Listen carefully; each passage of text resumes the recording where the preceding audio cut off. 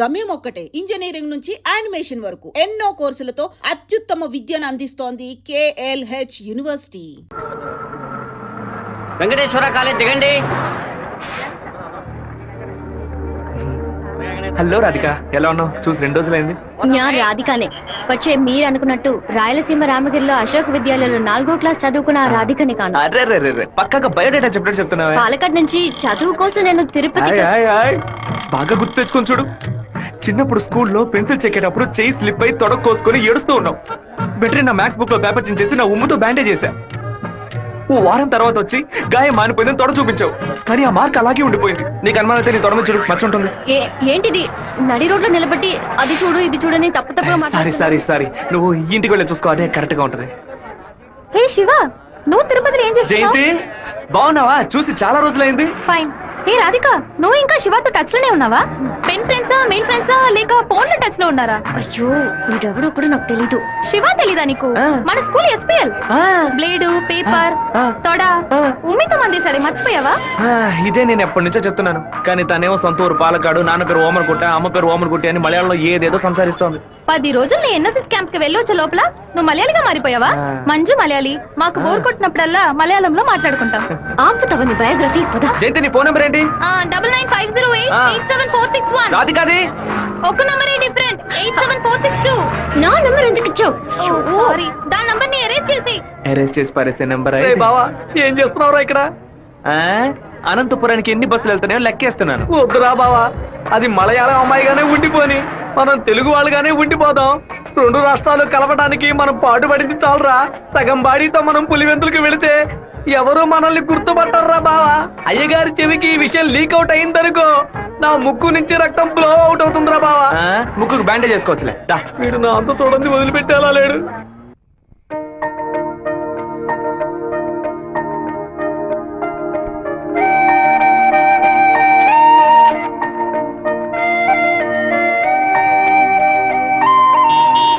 మావా, మా అందరికి బ్రాందీ కొనిపెట్టి నువ్వు మాత్రం బీరు తాగుతావేంట్రా? మీరంతా మత్తు కోసం తాగే తాగుబోతు, నేను డైట్ కోసం తాగుతున్నా. అవును, తాగుడులో అదేంట్రా డైట్? చెప్ప. లావుగా ఉన్న వాళ్ళు బ్రెడ్ చపాతీలు తిని ఒళ్ళు తగ్గించడానికి డైట్ చేస్తారు కదా, అలాగే సన్నగా ఉన్న వాళ్ళు బీర్ తాగి పెంచే డైట్. మాట్లాడేటప్పుడు ఫోన్ గెలుకుతావేంట్రా? రాధికకి లవ్ మెసేజ్ పంపిస్తున్నాను. ఆ అమ్మాయిని చూసి 2 రోజులైంది, ఈ లోపేలవా? ఇది 10 ఏళ్ల క్రితం వచ్చిన puppy love, chicken love, calf love రా. కాఫీ లవ్వా అంటే? సత్తిగా, చిన్నతనంలో ఒక అమ్మాయి నచ్చిందంటే ఏదేదో అనిపిస్తుంది, కానీ ఏమీ చేయలేం. మనలో ఏదేదో మార్పు వస్తుంది, కానీ ఏది అర్థం కాదు. అయ్యగారు ఫోన్ చేస్తున్నారు. అయ్యా, ఏం చేస్తున్నారు అక్కడ?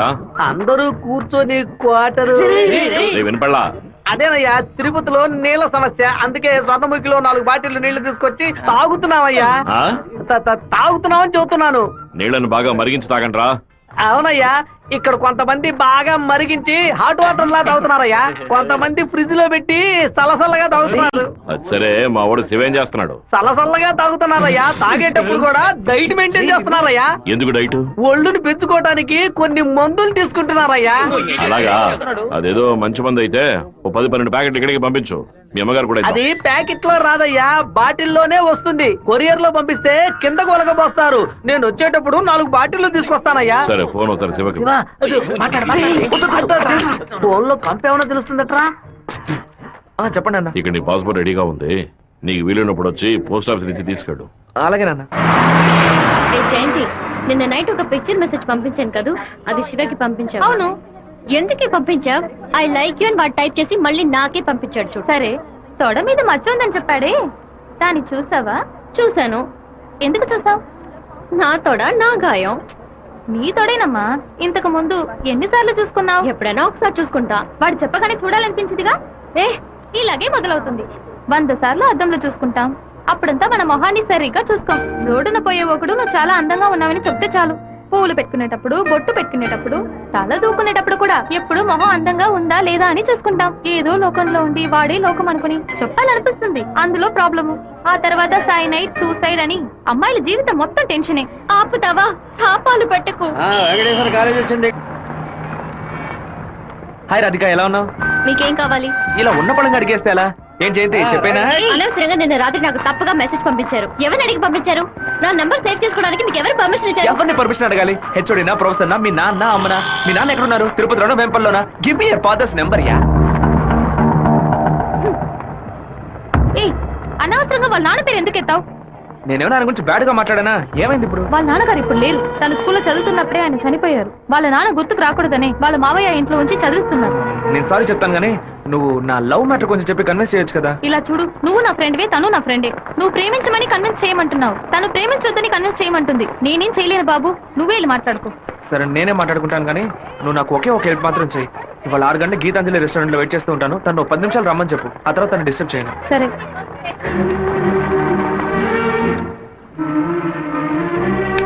బావా ఈ విషయాన్ని అయ్యగారికి చెప్పమంటావా చెప్పొద్దటావా?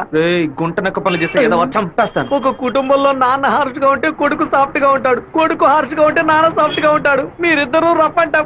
మీ ఇద్దరి మధ్య నేను ఇరుక్కుని తిరగల్లో గోధుమ లాగా నలిగిపోతున్నాను. ఓ పంచే 7 కొండలు ఎక్కు. వెంకటేశ్వర స్వామి దర్శించుకో.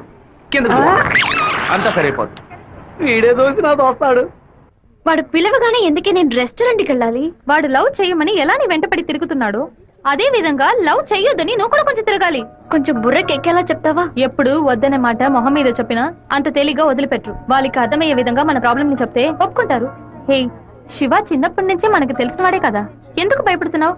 ధైర్యంగా వెళ్ళు, క్లియర్ గా మాట్లాడు.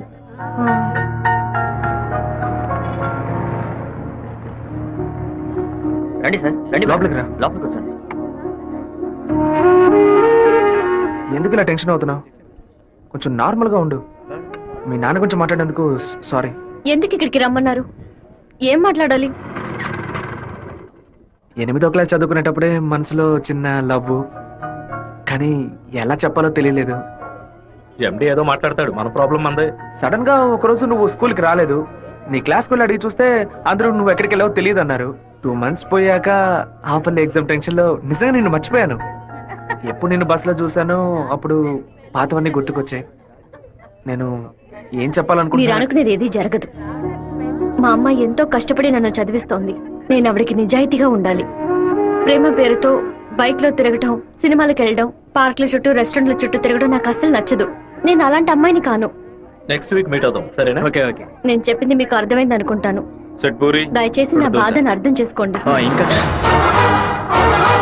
హలో, నీకన్నా బుద్ధుందా? లోపల మనుషులుంటే ఎగేసుకొని తెరిచి పడి చూస్తున్నా. మామయ్య అది నేను మామయ్య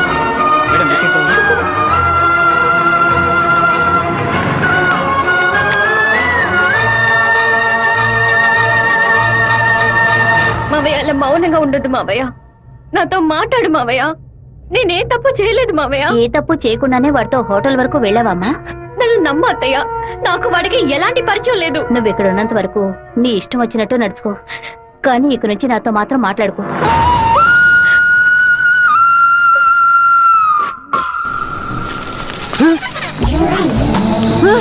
தெய்வீகமான திருச்சி டவுனுக்குள்ள இப்படி டவுசர் சட்டையோட அலையிறாளுல இந்த கேக்குறேன். பாத்ரூமுக்குள்ள குளிச்சு புட்டு மாத்து துணி கூட மாத்தாம எங்க போயிட்டு இருக்கீங்க? நீங்க வடநாடா? அதானே பார்த்தேன். தமிழ்நாட்டுக்கார பிள்ளைய இப்படி டெஸ் பண்ணாதேலே. ஏமா இப்படிக்கான டெஸ் போட்டுக்கிட்டு எங்க ஊரு பிள்ளைய மனச மாத்துறீங்க? Don't talk too much. திருமச்சாவும் பேசுவேன். தொட தெரியிறாப்லையும் தட தெரியிறாப்லையா அரையும் முறையுமா டெஸ் போட்டு வந்தா ஆம்பளை நிலைமை என்னமாகிறது? என்னடா பொண்ணுகிட்ட வம்பு பண்ற? ஏமா அரையும் முறையுமா டெஸ் போட்டு வந்து நிக்கிறாளுங்க, அவளுகளை கேட்காம ஏன் சட்டையை பிடிச்சிருக்கிற? இப்படி அதிகமா பேசுன உன்னை ஈவ் டீசிங், பெண் கொடுமை, வன் கொடுமை, வரதட்சணை கொடுமை, மாமனார் கொடுமை, மச்சன கொடுமை, குழந்தைனார் கொடுமை, அண்ணன் கொடுமை, தம்பி கொடுமை, சொத்துரிமை, பெண்கள் உரிமைன்னு இப்படி எல்லா சட்டத்திலும் மேல கேச போட்டு உள்ள தள்ளிடுவேன். ஆமா, பொம்பளையில காப்பாத்த இவ்வளவு சட்டம் இருக்கே, ஆம்பளையில காப்பாத்த ஏதாச்சும் ஒரு சட்டம் இல்லையா? ஒரு சட்டமும் இல்ல. அப்ப எனக்கு சட்டையே தேவையில்லை, வேட்டியே தேவையில்லை. ஐயாம ஜக்கி பாய், ஐயாம ஜக்கி பாய். సెమిస్టర్ అవగానే ఊరికెళ్ళి అమ్మతో 10 రోజులు ఉందాం అనుకుంటున్నా.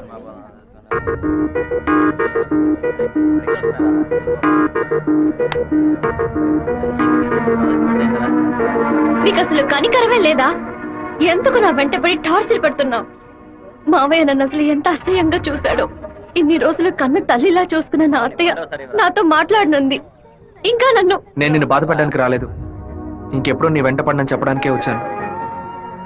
ఆ రోజు నేను బస్సులో చూసి నువ్వు రాధికవేనా అని అడిగినప్పుడు నువ్వు సెవ్వే కదా, నువ్వు మామూలుగా అడుగుంటే నా పాటికి ఒక బాయ్ చెప్పి నేను వెళ్ళిపోయి ఉండేవాడిని. నువ్వు కాదు కాదు అంటూ నాకు అవును అన్నట్టు అనిపించింది. నువ్వు వద్దు వద్దు అంటుంటే నాకు కావాలనిపించింది. అందుకే కొంచెం ఓవర్గా బిహేవ్ చేశాను. బైక్లో తిరగడం, సినిమాలకు వెళ్ళడం, పార్కులు, రెస్టారెంట్కి వెళ్ళడం, ఇలాంటి లవ్ అంటే నాకు నచ్చదు. నిన్ను పెళ్లి చేసుకోవాలని ఆశ అంతే. ఇవాళ నుంచి సరిగ్గా 6 నెలల తర్వాత ఒకే ఒకసారి 2 నిమిషాలు నేను కలవడానికి వస్తాను. నువ్వు సరే అంటే నేను పెళ్లి చేసుకుంటాను, వద్దు అంటే నా తలరాత అంతే అనుకుని వెళ్ళిపోతాను. ఒక మగాడి కష్టం వస్తే అది తన వరకే ఉంటుంది, కానీ ఒక అమ్మాయి కష్టం వస్తే అది తన కుటుంబాన్ని బాధిస్తుందని నాకు అర్థమైంది. నాకు ఒక తోడబుట్టిన చెల్లెలు ఉంది. ఒక ఆడదాని కష్టం ఏంటో నాకు తెలుసు.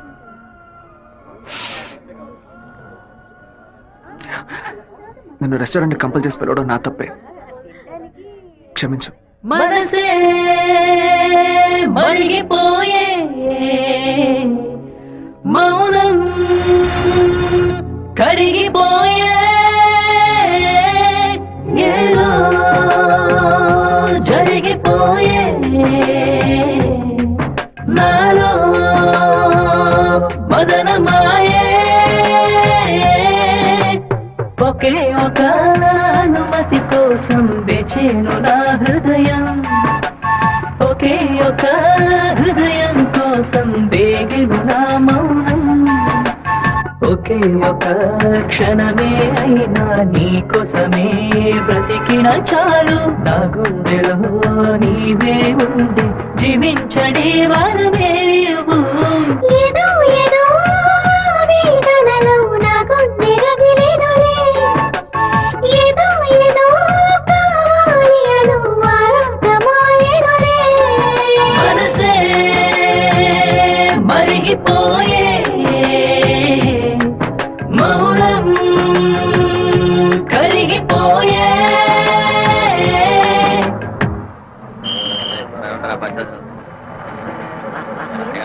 రాధిక, అమ్మా, మీ నాన్నగారు పోయి ఈ రోజుతో 10 ఏళ్లు పూర్తయ్యాయి.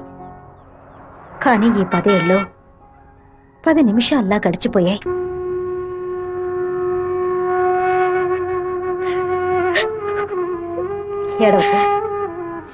ఏడవకూడదు. ఎందుకమ్మా ఏడుస్తున్నా? నా కొడుకు చచ్చిపోయాడురా. నువ్వు నాకు మనవరాలివి కాదమ్మా, మనవడివి. గుండెల నిండా ధైర్యంతో ఉండు, మనస్సుని రాయి చేసుకుని బతకాలమ్మా.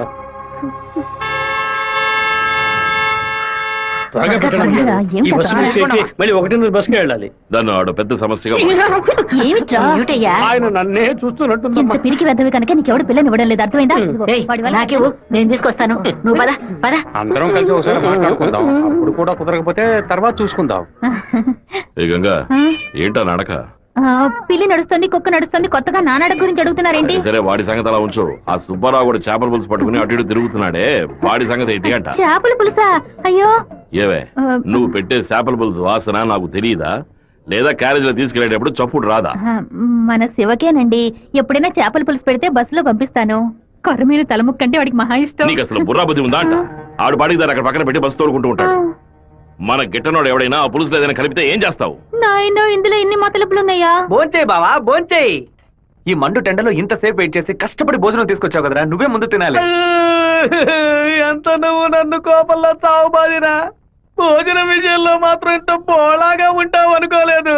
నీ ప్రేమకు అసలు ఎలలే లేకుండా పోయాయి. నీ ప్రేమకు నేను ఎప్పుడు బానిసగా ఉంటాను రా.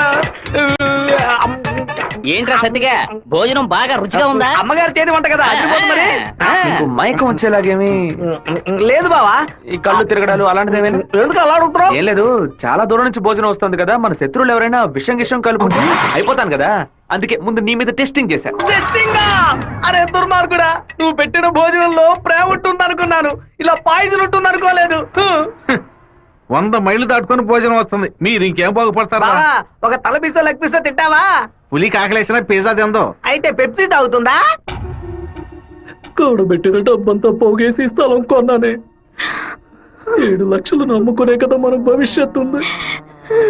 ఈ నోటీసు చూసిన తర్వాత నేను సగం చచ్చిపోయాను. ఏమిటండి ఇలా మాట్లాడుతున్నారు? అయిపోయింది, ఇంక మన పిల్లల భవిష్యత్తు అయిపోయింది. ఏంటి క్లాస్ రాకుండా ఇక్కడ కూర్చున్నావు? ఇంట్లో ఒకే ప్రాబ్లం. కొన్ని రోజుల క్రితం మా మావయ్య ఎయిర్పోర్ట్ దగ్గర 2 గ్రౌండ్ల స్థలం కొన్నారు. సడన్ గా ఆ ల్యాండ్ ని తీసుకుపోతున్నారని గవర్నమెంట్ వాళ్ళు నోటీస్ ఇచ్చారు. మా ఫ్యామిలీలో అందరూ చాలా బాధపడుతున్నారు. అది సరే, ఎవరి దగ్గర ఆ స్థలం కొన్నారు? శివ, చెప్పు జయంతి. నేను నీకు విషయం చెప్పినట్టు రాధికాకు తెలియదు. సరే నేను చూసుకుంటాను. దొంగ చటక పెట్టు. ఎందుకులా తలుపు గడియ పెడుతున్నారు? రేయ్ మామా, రేయ్ ఏంట్రా బొత్తిగా మర్యాద తగ్గుతుందా? ఆ ఎయిర్పోర్ట్ పక్కన ఉన్న ప్లాట్ ని ఎవ్వరికి చూపించొద్దు అని చెప్పాను కదా. నువ్వేమో 2 ఏళ్ల క్రితం రామనాథం అనే వ్యక్తికి అమ్మావు. ఎయిర్పోర్ట్ అక్విజిషన్ నోటీస్ చూడగానే వాడు కుటుంబంతో పాటు ఊరేసుకుంటారని తాడుకొనడానికి వెళ్ళాడు. బాగుపడతావా? వాడు మాత్రం ఆ స్థలం కొన్నాడా? మొత్తం 160 మంది కొనుక్కున్నారా? వాళ్ళ గురించి నాకేం దిగులేదు. ఇతని సంగతి ఏంటి? నేను తీసుకున్న ఇంట్రీమ్ స్టే ని ఎయిర్పోర్ట్ అథారిటీ కొట్టేసింది. హైకోర్టుకి వెళ్ళి పర్మనెంట్ స్టే తీసుకుంటే సరిపోయా. నీతో ఇలా మాట్లాడితే వర్కౌట్ అవ్వదు. కానీ రే సత్తిగా, జేసీపీ సత్యమూర్తికి ఫోన్ ఇదిగో చేస్తాను. ఏం మావా, పోయిన సంవత్సరం మన ఊళ్ళో ఇల్లు కట్టావే, ఎంత అయింది? 20 లక్షలు. ఎందుకు అడుగుతున్నా? ఆ 20 లక్షల్ని 4,000తో నేలమట్టం చేస్తాను చూడు. ఏంది? 6 గంటలు జేసీపీ రెంట్ 3,000, 500 బయట 500 డీజిల్. నేను ఓకే అంటే కూల్ చేస్తాను. ఏంద్ర నువ్వు అనేది? జేసీబీ సత్యమూర్తి అన్నానా? ఒక 6 గంటల సేపు జేసీబీ కావాలి. కొంచెం లైన్ లో ఉండండి. కుదరదని ఎక్స్ట్రా చేసావనుకో జేసీపీ ఇంట్లో ఒక వెళ్ళిపోతాను. ఇంటిని కూల్ చేయాలి. డీజిల్ పోసుకొని రెడీగా ఉండండి. కొత్తలే కానీ వాస్తు నువ్వు బాగోలేదు. ఆగురా. ఇప్పుడు నేను చేయమంటావురా? ఏడుస్తున్న రామనాథం నవ్వాలి. లేదు డీజిల్ పోసుకొని రెడీగా ఉన్నారట. ఫోన్ పెట్టరా ముందు. ఇలా చూడండి సార్, 2 ఏళ్లకు ముందు ఆ స్థలం 7 లక్షలు కొన్నారు. ఇప్పుడు దాని విలువ 10 లక్షలు ఉంది. నేను కాదంటోలా, కానీ నేను 8 లక్షలే ఇవ్వగలను. మీ ఒరిజినల్ డాక్యుమెంట్లు ఇచ్చేసి ఈ అగ్రిమెంట్ లో సంతకం పెట్టండి. మినిస్టర్ చేత రికమెండ్ చేసి ఉంటే పోయి ఉండేది. పోయిపోయా కుర్ర కుంకల చేత సెల్ ఫోన్ లో జేసీబీ మిషన్ పెట్టుకున్నారండి. చెప్పు రాధిక, మా ల్యాండ్